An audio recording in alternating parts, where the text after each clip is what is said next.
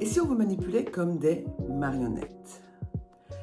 Oui, vous avez bien entendu, je parle ici pas de baguette magique, mais bien de techniques de persuasion bien huilées qui vous manipulent afin d'obtenir un oui, un chèque pour un achat, là où peut-être vous auriez dit non si vous aviez pris le temps de faire une petite bascule mentale afin de prendre conscience de ces influences. Alors aujourd'hui, on décrypte ces petits pièges du quotidien pour déjà en prendre conscience et apprendre à dire non avec élégance. Prenez cette phrase culte. Tout le monde le fait, alors toi aussi. À la maison. Chérie, on achète une piscine, tout le monde en a une. Au travail. Si t'es un beau coéquipier, tu vas accepter de prendre ce dossier en urgence. Tout le monde l'a fait. Spoiler, on retrouve plein de personnes en burn-out. Sur les réseaux, il y a 10 000 personnes qui ont acheté ce produit et qui sont satisfaits. Et hop, votre cerveau se met en route comme un gentil petit toutou en se disant si tout le monde le fait, c'est que c'est bien. Et vous voilà en train de signer, acheter, dire oui à quelque chose alors que votre petit doigt vous a dit que ça sent pas très très bon. Pourquoi ça marche à tous les coups? Parce que votre cerveau est feignant et peureux. Feignant, ça veut dire que le cerveau aime la facilité.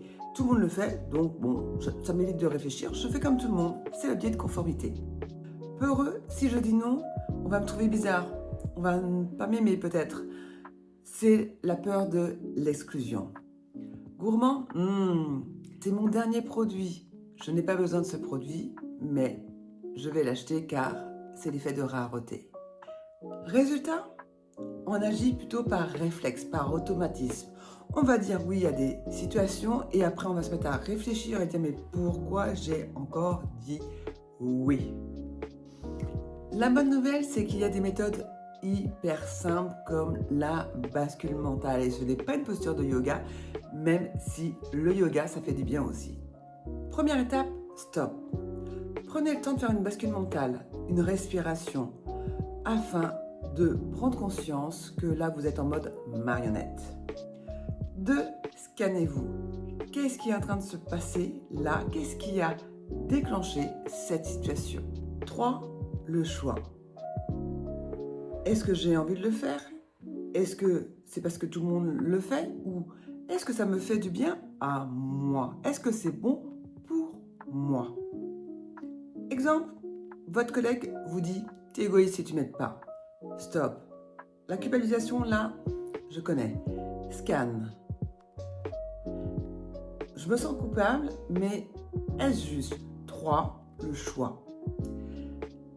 Je ne peux pas t'aider aujourd'hui, mais demain si tu veux.